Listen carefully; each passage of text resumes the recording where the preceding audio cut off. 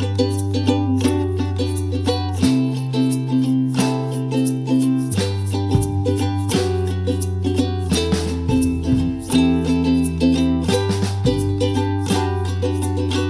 Saturday morning, shut back down to keep the time, but don't put a muck time. But it makes me feel just fine. One Saturday morning. Do you remember that No. little jig? I have no idea what that was. What was that? Oh my gosh, dude. It was, so we're recording this episode on a Saturday morning, guys. And before, I think it was ABC Kids, which is like what would be on ABC every Saturday morning, they would have a segment from like, I think 8 a.m. to noon every Saturday called One Saturday Morning. And it was where Recess, Pepper Ann, Doug would have all play on the ABC Kids. And it was kind of like pre like Toon Disney era as well. So it was kind of like everything that played on Toon Disney after they started that used to be playing on ABC's One Saturday Morning. And that was the little like stupid ass theme song for it. No, man, I totally didn't catch that. I had no idea what that was. Dude, yeah, well, I'll send you the video for that, and maybe it'll spark some like memories. But it made me happy because as an adult, just waking up on a Saturday morning, and then what we're doing, we're sitting here watching cartoons and analyzing them, and I'm like, oh, that's like what we used to do, man. Man, that is pretty great. That's a good intro to the Saturday morning. Welcome everybody to the Never Ending Adventure podcast. Ned, I'm just so in shock. Where's your microphone? What is happening? I'm just all black right now. Oh, I'm wearing all black background and a black chair, so it's in front of me. Okay. All right. Anyways, back to the podcast. I see it now. This is an Adventure Time podcast where, we're catching up a little bit, but we're going to be talking about The Little Dude, which is season 5, episode 10 in a minute here. Ned, as we were discussing before we started the podcast, we have been without water for a few days. Yes. Allie and I have been roughing it out. We had to go down to Murfreesboro to stay with her parents for a bit. But yeah, we had a pipe broke, and it snowed like crazy in Nashville. I mean, it had to have been I think 6 or 7 inches. Yeah, it was I think nuts. the news, I saw a post thing on the news. I think that like Nashville proper got like something like 7.5, 8 inches. It was like crazy. It was all powdery though. You couldn't make a snowman or a snowball out of it. I mean, it was good for sledding, but that's the best kind of snow, I would say, is the powdery where like when you walk back into your house, you just like shake it all off your body and you don't stay wet. That's like the wet snow is the worst type. Yeah, I agree. Yeah, it was fun. The very first day of the snow, we finally were not sick anymore. I mean, I'm still coughing a little bit and stuff. You'll probably hear it on the podcast. I apologize for that. But we finally felt good enough to where we like went out and went sledding and stuff. And we took on the massive like road next to our house, which was this huge hill. Yeah, and it was so sick. Yeah, it was awesome, dude. I mean, most people were just doing it now. There's an elementary school. In the playground, there's a pretty good hill there. And that's where we started. But then we were walking back to the house and it was like, we got to do this. Like, well, that's we super gotta dope try too, it. because It was awesome. Nashville is so flat. There's really not a ton of hills, and I can think like you live in the perfect neighborhood where there's one behind you, there's one going down to the park, where there's like Sylvan a big Heights, road baby. and hill. Yeah, Sylvan Heights for a reason. We got lots of hills over here. Kind of sucks for running, but it's great for everything else, and it looks pretty. Yeah. But I know I'm glad you're good. I woke up this morning, didn't know that you would be good for podcasting or not if you had to stay down in Murfreesboro.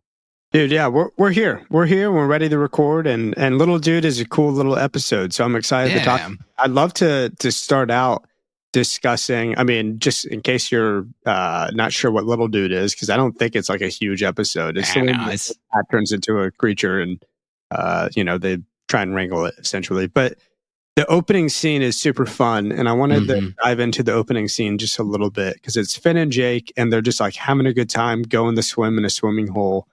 And it's just really good vibes to start out with. And I feel like it does a really good job of setting up the rest of the episode because you have, what is this thing happening? Okay, we'll see where that leads. So I felt like they wrote this episode really well starting out with. And I really enjoyed the intro to like Finn and Jake having fun and Jake trips. And I was curious what your thoughts were on Jake tripping. He gets up slowly. It seems like he's getting older. Is that what's happening here? Is that what we're seeing? Or is this just him tripping and kind of being goofy?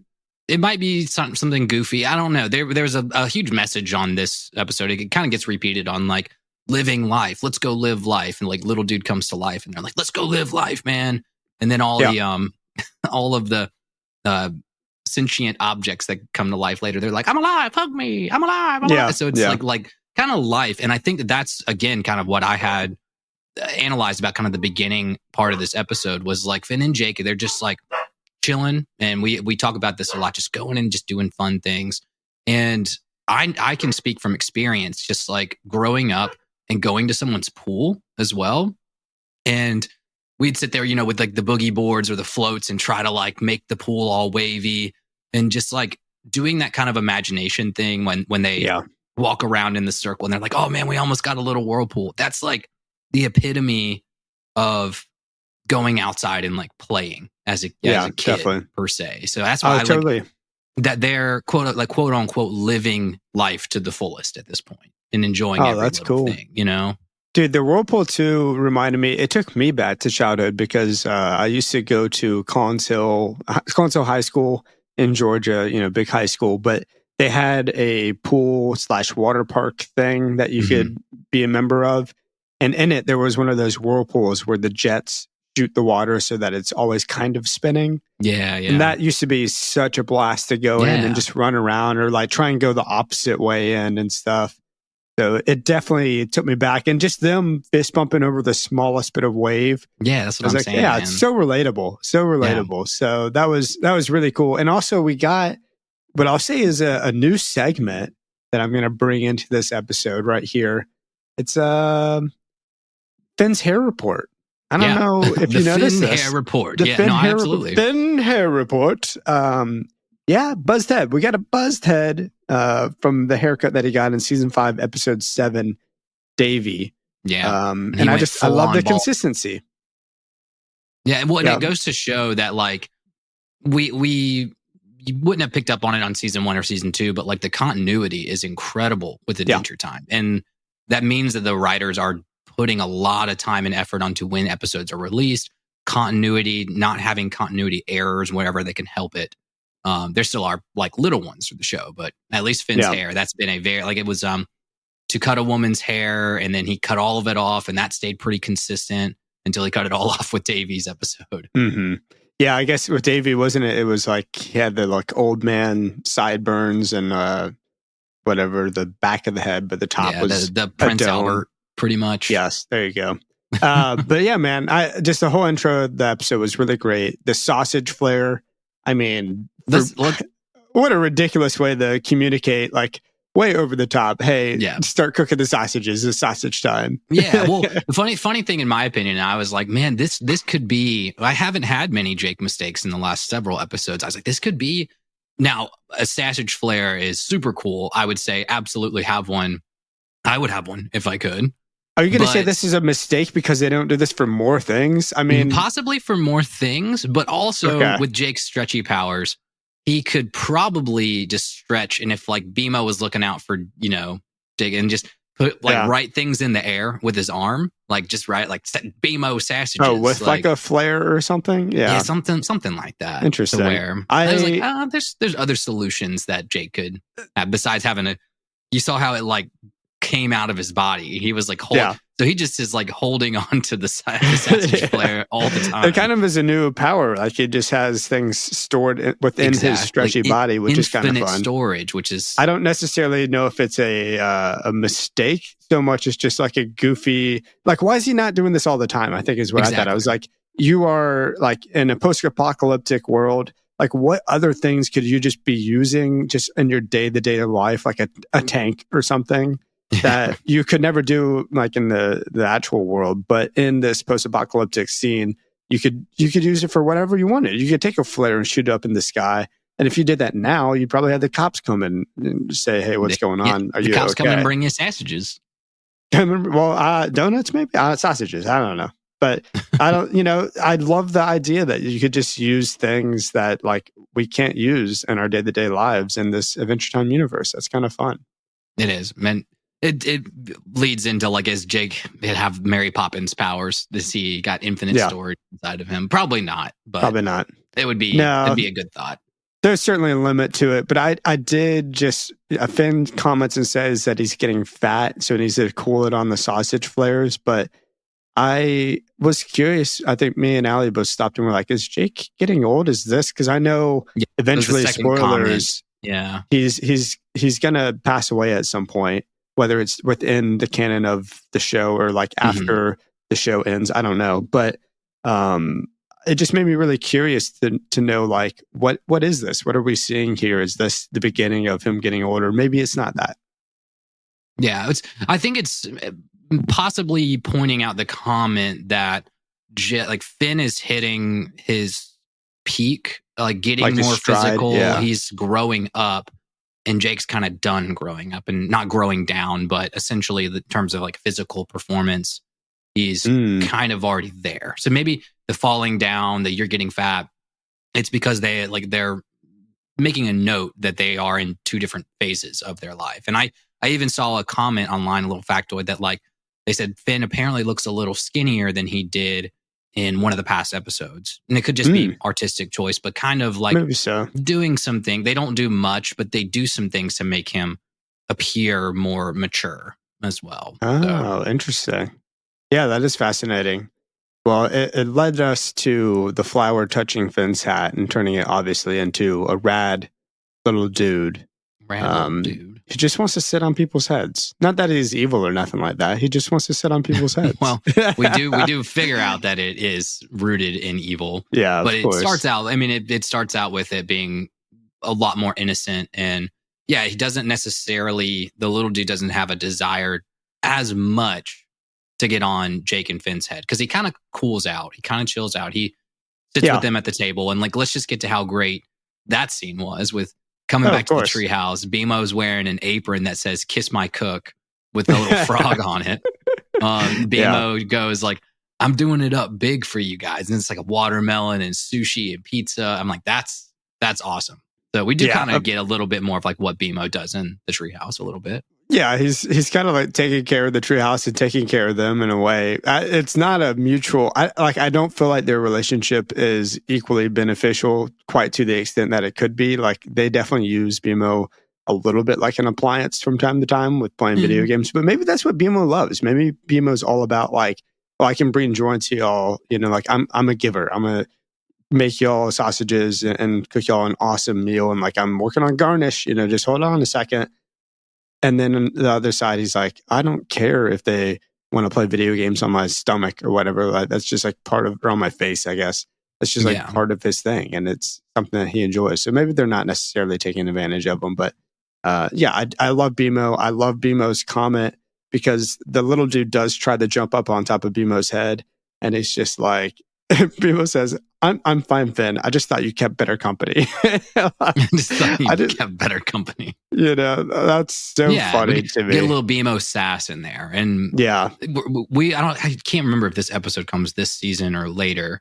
We do get into a little bit more on like why BMO is special. BMO's definitely different than the Nepter, definitely different than the little dude, not like brought to life by magic. And we get a backstory on why BMO is the way that BMO is. Very much like the helper mentality. And so it's cool. It's cool to see like even you just mentioning that, like, it's not necessarily mutually beneficial, but then also we get a really great Distant Lands episode, all kind of about BMO. This is a spoiler, but about BMO, what BMO was doing before he met Finn and Jake. Cool. And it was just helping people, like going on adventures and helping people, which is really cool. Oh, that's awesome. Well, I loved this moment. Obviously, we love BMO. It did bring up what I will say for me is a bit of a theoretically speaking, if you don't mind me doing one. Yeah. Theoretically speaking. Oh, yeah. So, I wasn't quick on the draw on that one. It's all good. It's all good. So, theoretically speaking, I mean, this is a bit of a throwback, and I think we've used this in the past, but this is definitely a moment where I feel like it should be brought back up. I think that little dude popping a squat on BMO's dome would have been the end of life as we know it in Adventure Time. A bit dramatic, but the theory is pretty simple. With BMO's ability via the cheat codes that he possesses to turn anyone into an 8-bit video game character inside of himself, plus he would have gained the proportional strength of a hat. I think. And the dude who got the candy guy who got taken over by the hat already took down Finn and Jake. Finn and Jake would have stood no chance against little dude as BMO cheat coding people into video game characters. I think it would have been game over. You know, it would have been bad, but I would like to raise you on that one and say the first person that the little dude tries to get on top of is Jake. And Jake, we've learned is like super strong and powerful. Like the stretchy powers don't just come with stretch. They come with like some version of strength. Like last episode, he broke down a door with his like enlarged fist, like just by punching it. So I think that like if little dude had gotten on Jake's head, we could have seen way more crazy bad things happening, even more than the Gumball Guardian at this point.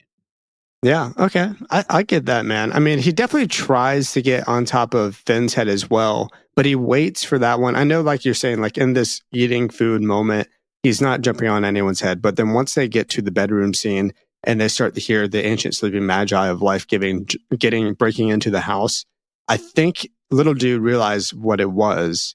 And so he tries to get on top of Finn's head. And that's when Finn's like freaking out. And he's like, because of course, little guy had like ran through all the food on the table and it turned immediately into poo or whatever. Yeah. Finn's like freaking out, like, oh, poo buns are gonna be on my head. Get on my head.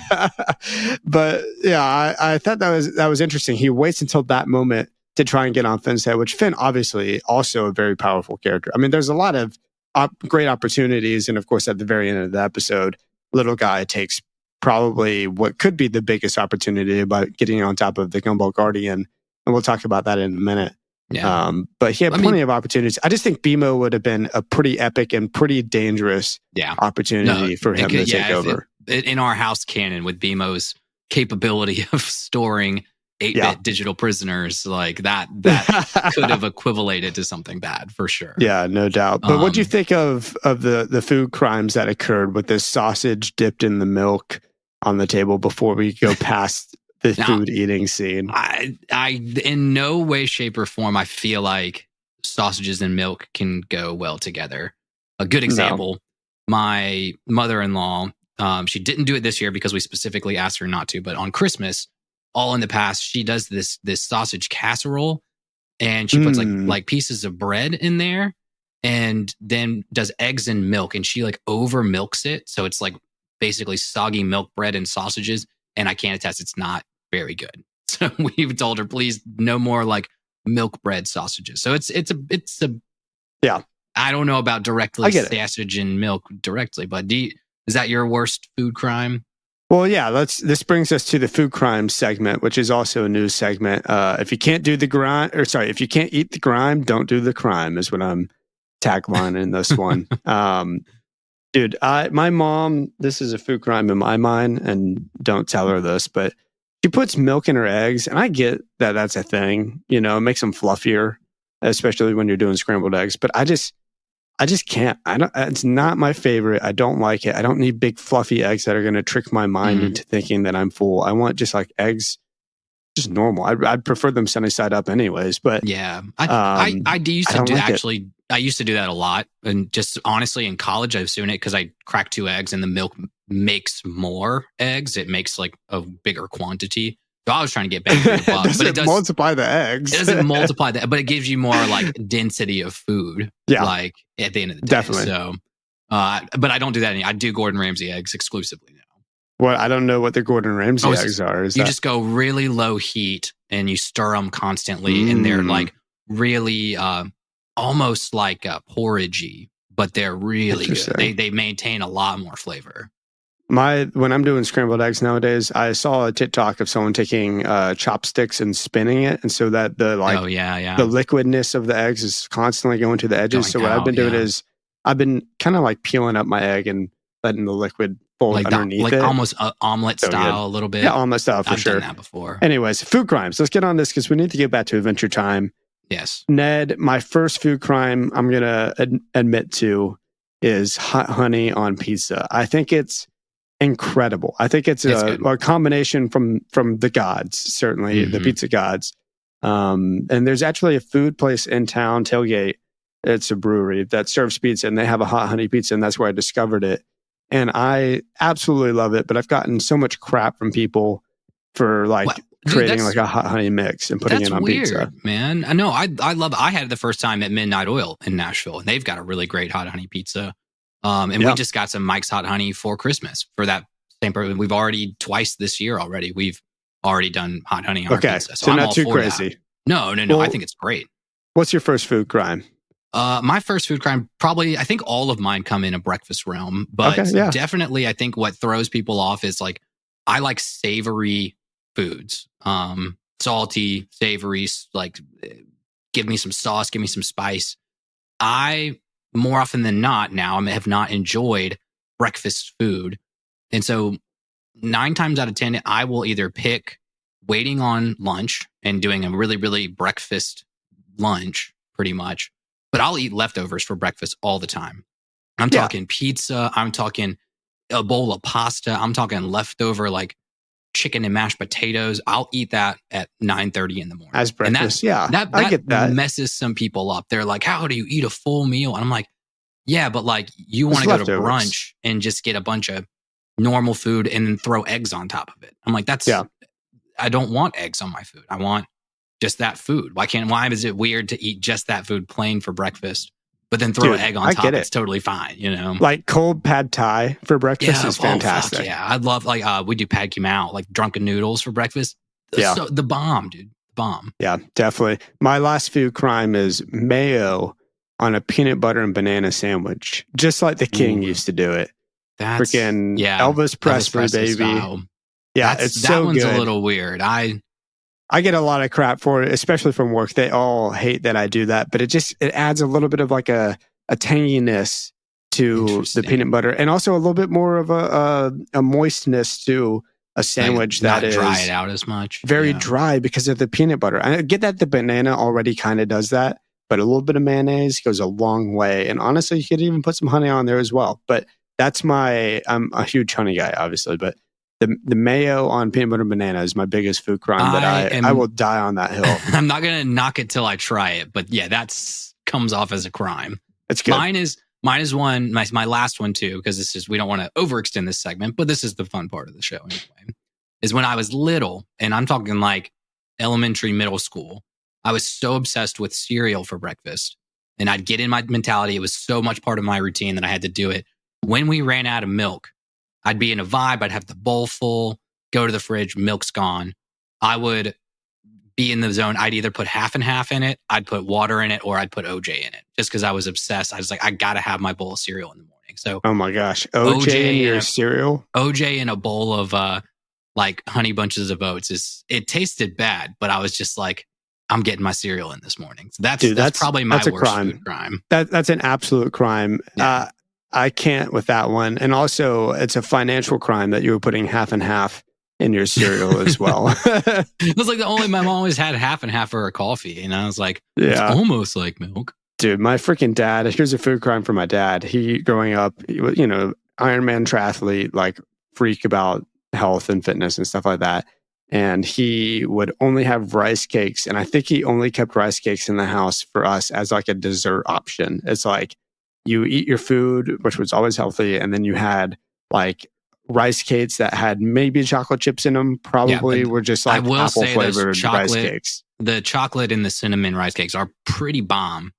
Yeah, but he's like, here, take some peanut butter, like 12-year-old kid, and then put it on rice cake on a protein cake. Yeah, it's just not where it's at. But anyways, that's food crimes. Welcome 2 new segments this episode.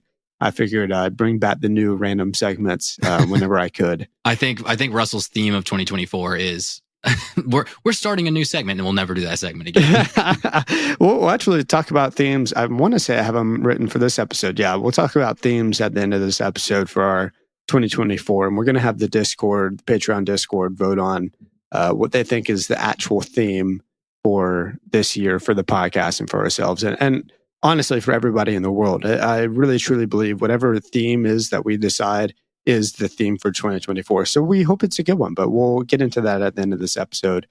For now, Ned, let's introduce the ancient sleeping magi of life giving. He is super lame. He comes in screaming. Just I hate his intro.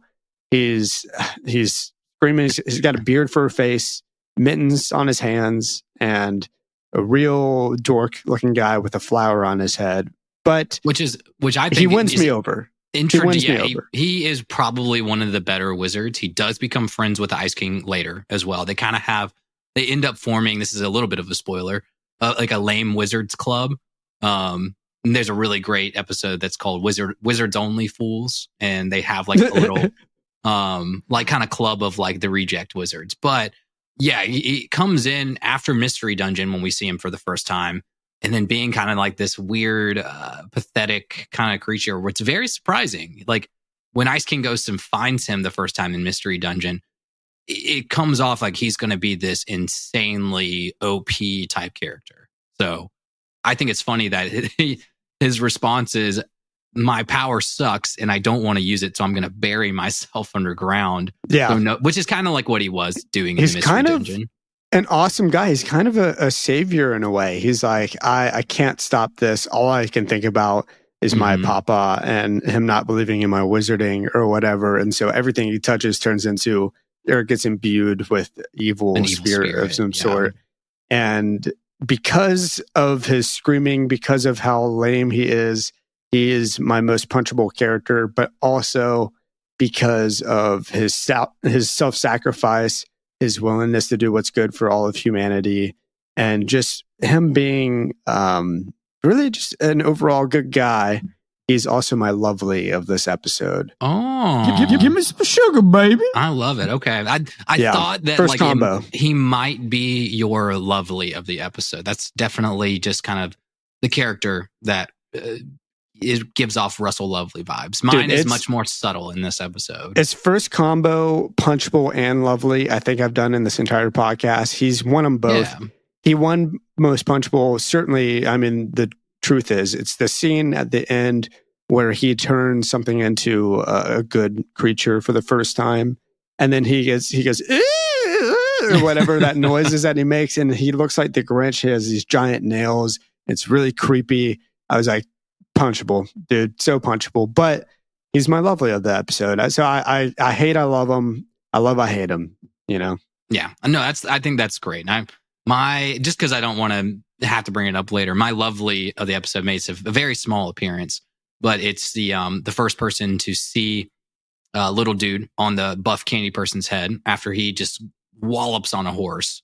And there's a jelly bean sheriff that walks out of the bar and puts up his fingers and goes, like, is that what he does? That's awesome. He's like, and he like loads his finger guns. And I was like, Sheriff Jelly Bean gets my absolute lovely of this episode. Poor guy. He gets wrecked by what I will say is my sexy character of this episode. I think everybody's sexy character of this episode, the Candyman who has the hat on his head, who gains the proportional strength of a hat, who's destroying the town, punches horses. He throws the cowboy bean and a street lamp against a house and breaks it. And then he later on takes that same horse, I guess, and throws it through the back, or throws it through a house, and then it hits the back of the giant Gumball Guardian. Yeah, and I love the fact that they're joking about it too, because he's like, he's gonna throw the horse again, and he's like, that's his move. His move is just taking that horse and just tossing it around town. But it's really cool that's actually, it's reminiscent on a moment. Have you seen Blazing Saddles? No, I have not seen Blazing Saddles. It's an old movie from the I think 80s, mid 80s. It's got Gene Wilder. I think Gene Wilder from Willy Wonka, right? Yeah, I know Gene Wilder and Alex Karras, who plays Mongo in that, punches out a horse, and it's kind of like it's a Western movie, but it's kind of like a tongue-in-cheek comedy movie, very like probably Martin British Short, comedy, if I had to guess. No, kinda. It's kind of more like Steve Martin humor. Okay.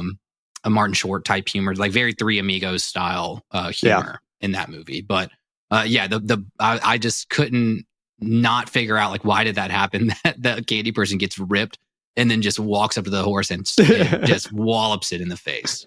Dude, he keeps his power too. After at the end of the episode, when the Magi takes all his powers back, or all the life away from all those creatures, the hat goes back to normal, but then the dude stays swole and is just so pumped about it. I mean, good for him. Big growth happening in that dude's 2024 or whenever this episode came out. I don't think I'm going to get growth like that, but he hit all of his New Year's resolutions just with one move. That immediately, man, and that goes to show, man. If Finn had got the hat on, Finn would have been. I mean, we already have seen Finn growing up. He's big buff boy, baby Finn, and he would have just expedited that process. Dude, I'm going to start wearing hats because, I mean, the proportional strength of a hat, the chance of that occurring is worth it. It's worth wearing. I'm wearing a beanie right now. It's worth wearing a hat. You're wearing a hat backwards.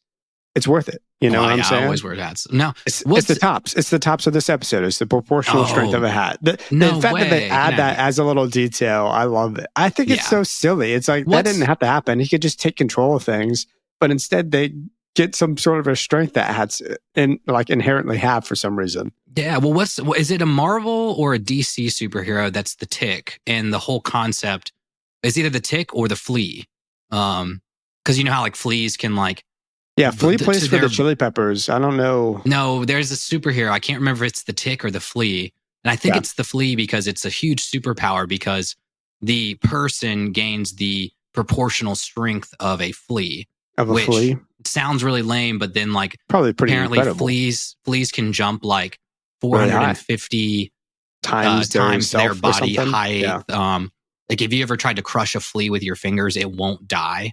Too. It's crazy how intensely powerful fleas are for their size. And so this is kind of that same superpower of you've gained the proportional strength of a hat. So fleas are one of my Roman empires, so I definitely understand that. I think about fleas every day. I think about fleas all the freaking time and how dangerous they are and how one could give you Lyme disease or whatever. Don't want to think about fleas. Why'd you bring fleas up on this podcast, Ned? I'm sorry. Fleas suck, though. Fleas do suck. And so does Mount Everest. I will never climb Mount Everest, my other Roman empire. My other Roman empire is dumb. But all of them torture me. But yes, actually, so as I know we've talked a lot about this episode, we are doing a very scene-by-scene breakdown. We don't usually kind of do this. But the last big thing I kind of wanted to mention before we kind of get into my deeper thoughts around the Ancient Sleeping Magi, Ancient Sleeping Magi of Gaming, is when Little Dude possesses the Gumball Guardian. First of all, we already kind of know the Gumball Guardians are very, very powerful. So that's not necessarily the big surprise here. The big surprise to me was there was all these shapes floating around the Gumball Guardian's head, which I've never really paid much attention to until we just finished Fiona and Cake. Holy crap, yeah. And when they find, or when Simon pretty much goes into the Golb's anti-universe, Golb kills the Lich, transforms the Lich into a shape, and they just kind of float around him. So I'm like, what has Princess Bubblegum done with these Gumball Guardians? Is there something that she considers science, obviously, but she's imbued the Gumball Guardians with some sort of power of Golb? Or are they ancient scholars of Golb? Do they have some relation to Golb, and that's why they're so powerful? So or is it just some sort of an identity or a way that we can identify a strong, powerful being that has some sort of a psychic abilities? Something like that. But I agree. I think that's a really fascinating thought about the Gumball Guardians. I was so distracted, Ned, by how useless they are. When have the Gumball Guardians ever helped or done their job well? I'm thinking back to they're sitting there blowing bubbles all day. I know, but they always is that them smoking a pipe? Is that what that is supposed to be? They're like Gandalf smoking a pipe in the Shire or something.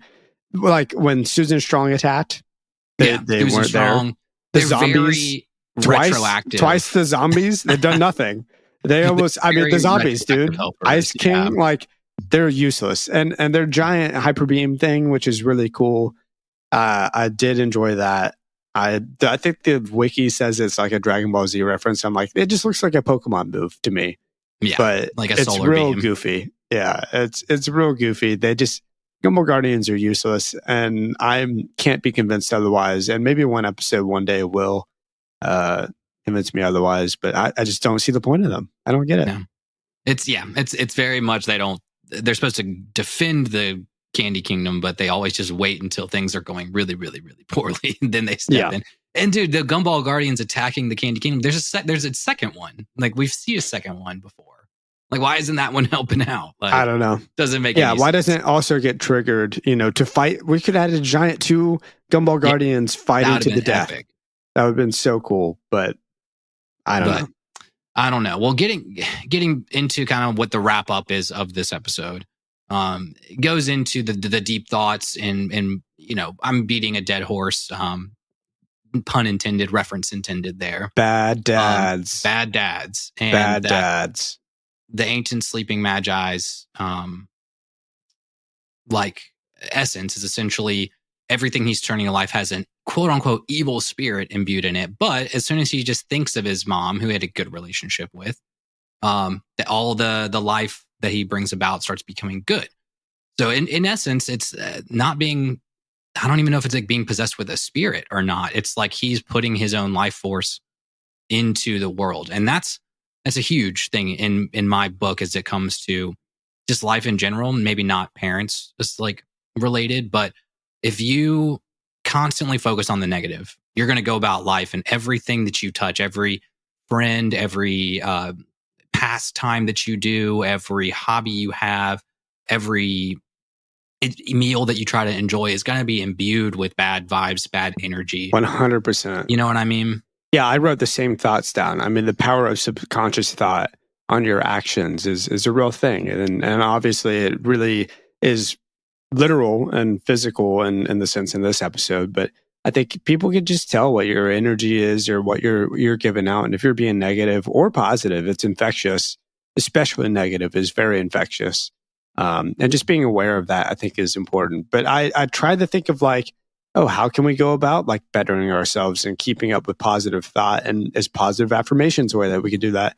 But I honestly don't do that. That's not a technique that I've ever personally used. So I didn't want to like recommend it necessarily.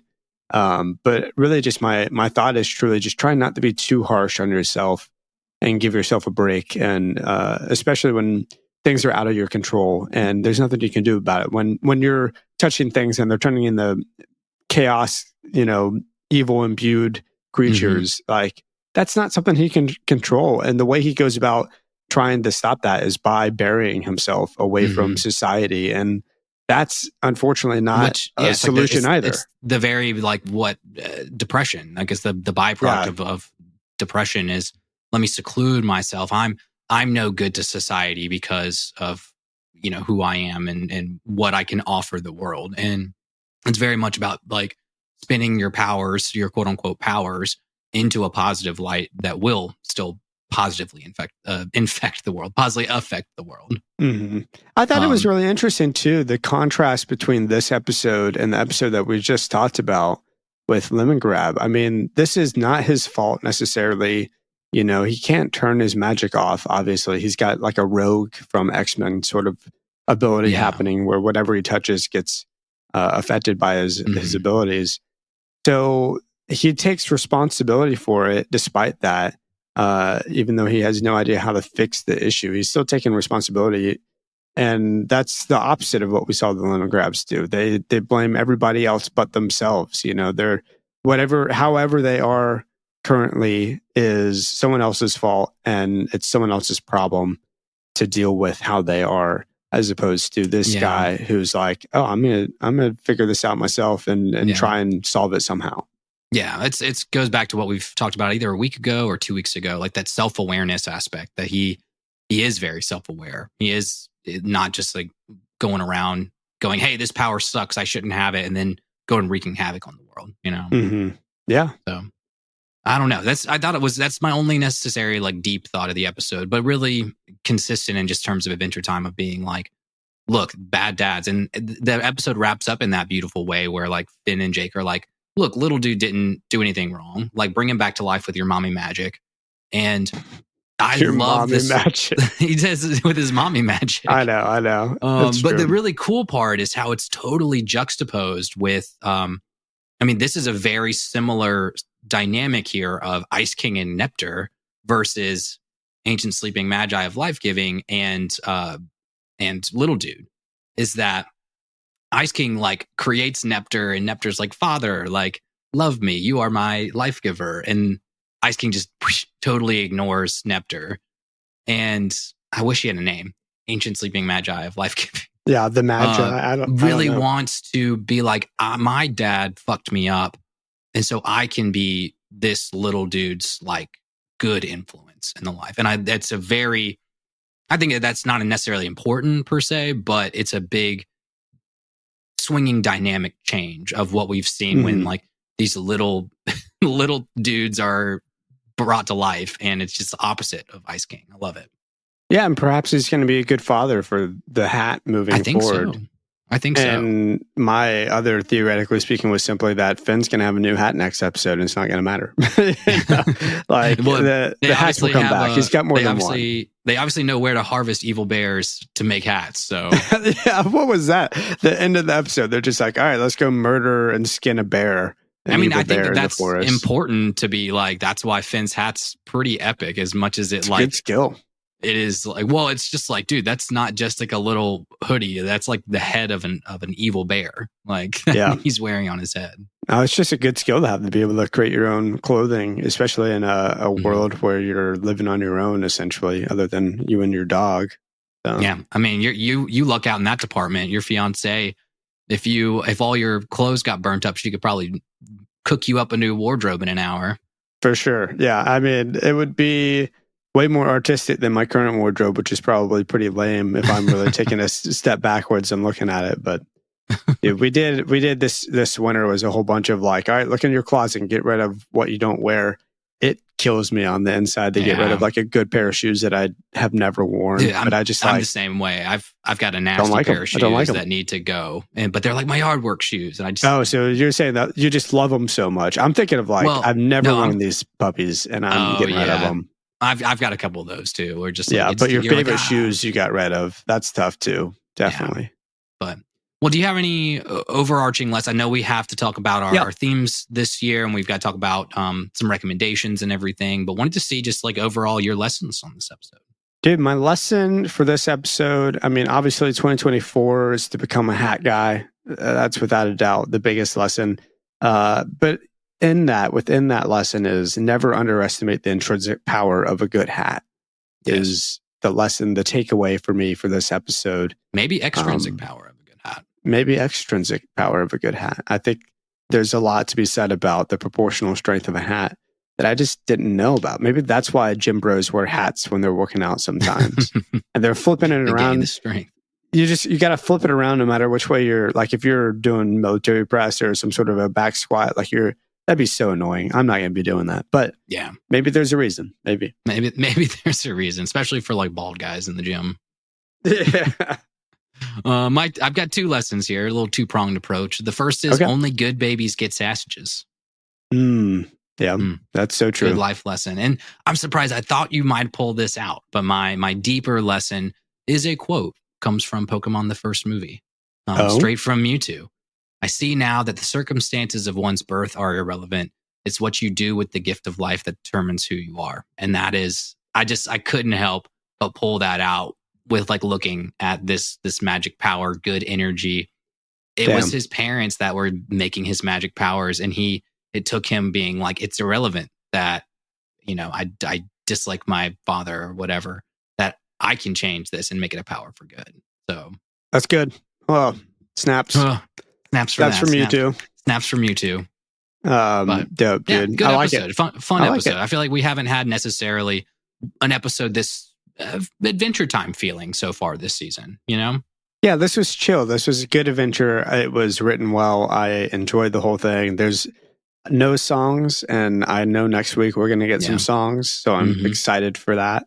But some episodes don't need songs, and this was just like fun. And I bring up the song thing because I do feel like all of our favorite episodes have songs in them. Looking back on the past couple of seasons, like the best episodes are all like Rebecca Sugar putting in a sweet little ditty for us. Yeah, but no, I'm excited. Like this. I like that they can now. I mean, you can maybe see the writing style in season 5 of just like they can do fun little episodes where there's one antagonist, there's one problem, they fight it, and it's solved. But they can do that with and not making it feel like a filler episode. Kind of like Donnie's episode, kind of like what was the other one I think about? Just like filler episode. Davey. Yeah, Davey a little bit, but the episode with the farm and like Finn and Jake fighting each other and everything. That kind of just feels fillery. Oh yeah, the farm. I remember that. So this is like a filler episode, but it feels good. It just feels good in heartfelt Adventure Time style. Yeah, so definitely. I like it. Well, dude, let's get on to 2024 year themes. We're wrapping up this episode. We're going to do this, and then we're going to do our recs and get out of here. But we reached out to the Discord as a part of this to see anyone that supports us on Patreon, patreon.com/neverendingadventure podcast, had a chance to chime in on the Discord and let us know their thoughts for what the theme should be. We've got 2 recommendations from the Discord, but I'll just read through them real fast. And maybe we could talk about them, and then we'll decide at a later date, either next episode or the following episode, as soon as we can get a poll going on the Discord. But let's go 2024. My first one is 2024 knock at the door. What does that mean? What? Yeah, I don't know. I don't think I can interpret what that means. I think we're opening up to new opportunities. We're keeping ourselves moving forward and taking that next step. We're knocking at the door. We're reaching out to that person that might connect us with someone else. I guess it's all work related. How could it not be work related? I don't know.